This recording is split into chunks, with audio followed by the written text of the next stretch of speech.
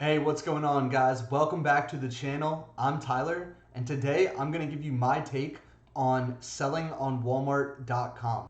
Before I get started, I do want to say that Walmart is the only platform that I currently sell on. As a lot of the people who watch my channel know, I was banned from eBay about 2.5 years ago, 2.5 years ago, and I recently stopped selling on Amazon actually at the beginning of this year due to some suspensions and then a policy violation. I just decided with some of the stories I heard, I didn't want to sell on Amazon anymore and allow them to have control of my cash flow if they wanted to suspend me or they decided that they wanted to put a hold on my account. So with all that said, now I just kind of want to go over how I feel about selling on Walmart and my experience with it so far. So as you can see by my Walmart dashboard, I filtered out from November 1st. I started selling in November to today, and these numbers aren't updated to the full amount, I believe, as of today. Yeah, so it's only up to June 2nd, really. So I have over $910,000 of sales now on Walmart. Haven't hit that million yet, but I'd say that's pretty good for only selling for about 7 months, 6.5, 7 months. When I first started, I barely had any listings. A few thousand products that I was able to arbitrage onto Walmart, and you can see here that obviously fourth quarter two is going to be a lot better than the beginning of a new year. And I mean, we're getting into the second half of the year now. Things are starting to get better, but I also do have a lot more products for sale on Walmart.com than I did during this time frame.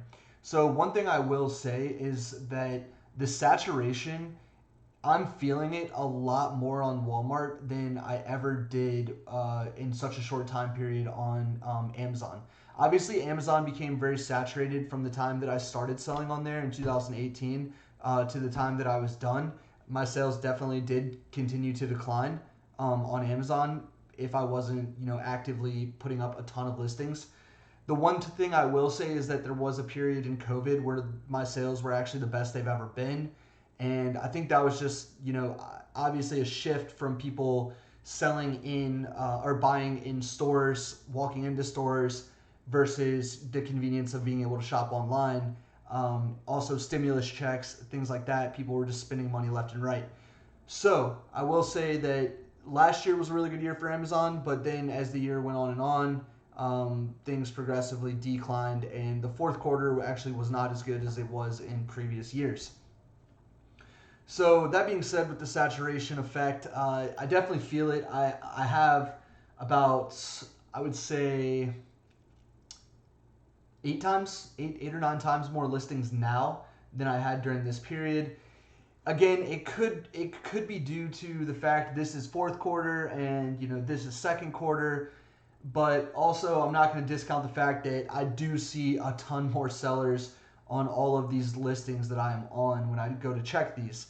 The other thing I want to say is that there's a lot of people coming in on Walmart. They're not understanding kind of where all the money goes in terms of expenses and how you're going to have to pay for this return shipping back to you.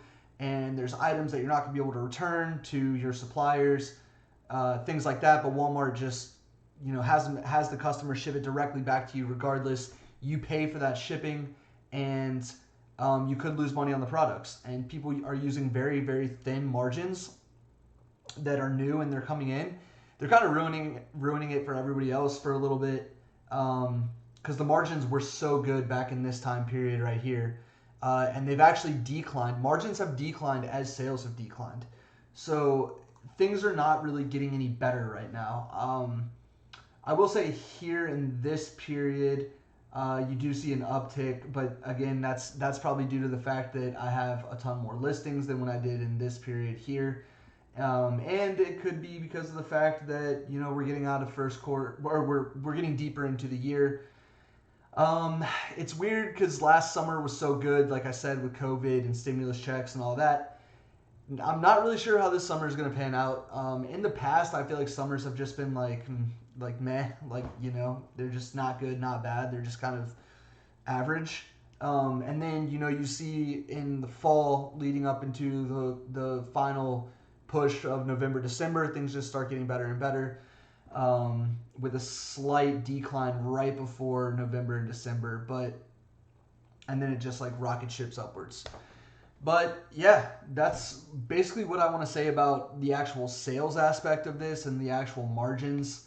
Most of my products are marked up uh, so it really depends what I'm trying to do. Right now they're marked up around 35%, which is really high, which is why you see that this dip came right here, because that's actually when I decided to mark my products up. Before I had a 25% markup on the product. So that doesn't include the Walmart 15% fee that they charge on their listing. So when I say I mark the product up 25%, I really only have like a 10% gross margin. So I keep it between 10 and 20% gross margin really. I was going actually way higher during this period. So it's just kind of funny to see how higher margins, fewer items, and I had so many more sales. But that's part of the game. People are going to come in, sellers are going to come in, and they're going to kind of ruin it for everybody with the whole saturation aspect. And the thing is too is like with the different softwares and stuff that people are using to undercut each other, by a penny at a time, just like on the Amazon buy box. The issue with that is it just keeps going lower and lower and lower and lower, and everybody ends up at their minimum margin at some point. And then there's always going to be someone that's willing to come in and undercut you. So that's the whole risk with just being on one platform, and you can't really expect to do it like with something as new as Walmart. When I first started, you can't expect to do as well as I did those first couple months, probably ever again off those same number of listings, just because it was so new at the time. Things were just they were too good. It was bound, like, markets correct themselves, and when something's too good and someone's making too much money, it doesn't last that long. And that's exactly what happened with Walmart. The other thing I wanted to talk about with Walmart was the payment holds. I received a 21-day payment hold when my sales spiked to a level that like Walmart deemed uncomfortable or something like that. So they were worried about, I guess, like fraud and someone coming in and just making a bunch of sales real quick, them paying me out, and customers, returning items, or they're not getting the correct item, and Walmart finds out later down the road, and then Walmart has to come back and collect all that money from me. So I guess from their point of view, from like a risk management standpoint, they don't want to allow any new seller until they're 100% confident that seller's legit, the opportunity to run away with a bunch of funds. So they put a payment hold on me. It kind of created this situation for me where I had no liquid cash at all on me. I was basically putting everything into my business. I was running up my business credit cards, waiting for Walmart to pay out the sum of money they owed me. Because at one point, Walmart owed me over $200,000. And I don't keep that kind of cash on me. I mean, I have a house. I have other business stuff I was doing. I had a poker staking company.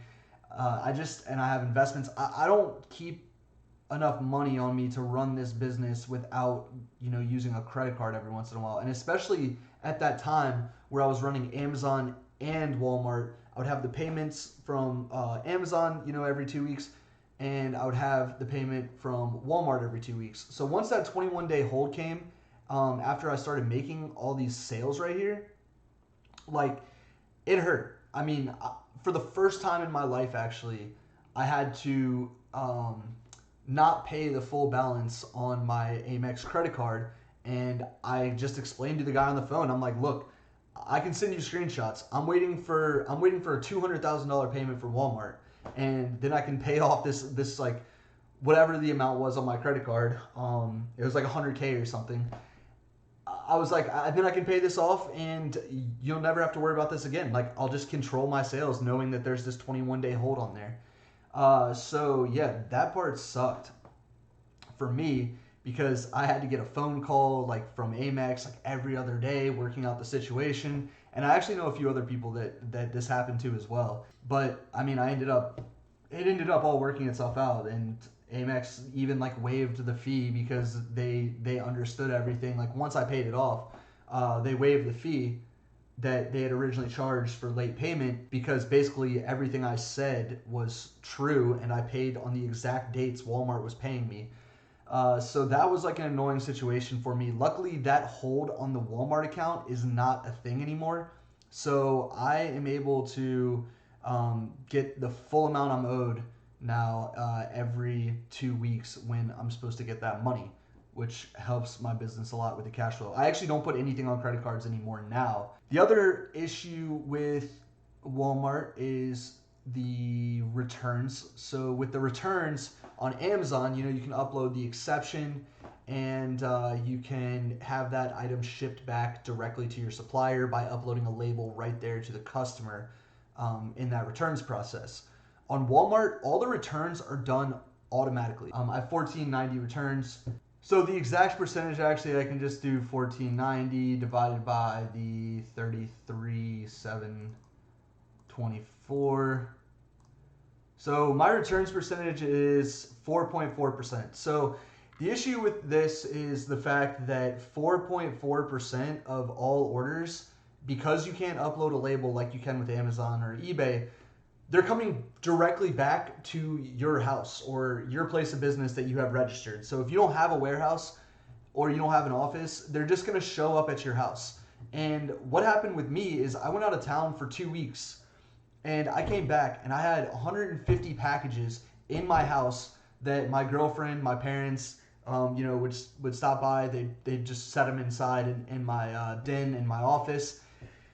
And I came back and, I had to take care of all those returns, and it was pretty frustrating to sit there and just constantly be printing out labels, slapping them on the box, and then scheduling UPS trucks or taking them in my car to UPS myself on a regular basis, and just having those boxes sitting in your house. Like, your house should not be a warehouse, and that is exactly what was happening with me. So I actually was able to come up with a solution with the help of two people that I actually talk to on a semi-regular basis about drop shipping. And they crush it. They have all this different stuff going on. So they had to have a warehouse to help out with their returns. And I basically got in with them, and I'm paying them to now have my returns shipped to them. And my virtual assistants, they upload a label. They take that label, they slap it on the box, and send it back to my suppliers. So I don't have to worry about the returns anymore. So now my business is basically fully automated because of that returns aspect. So I don't really have anything else that I wanted to mention on this video about Walmart. Just basically, I just want to reiterate the fact that it is getting saturated. You are going to have to deal with a lot of returns. The margins aren't great right now. They might pick up. I've also heard that it is very difficult to get approved right now. Another thing is they are starting to suspend accounts for violations of terms, copyrights, things like that. So just keep that in mind when you are deciding on whether you want to try to sell on Walmart or not. I appreciate you guys watching this video and listening to my take on Walmart selling. If you guys have any questions, please leave those in the comments below. And if you're not a subscriber, don't forget to hit that subscribe button. Thanks, guys.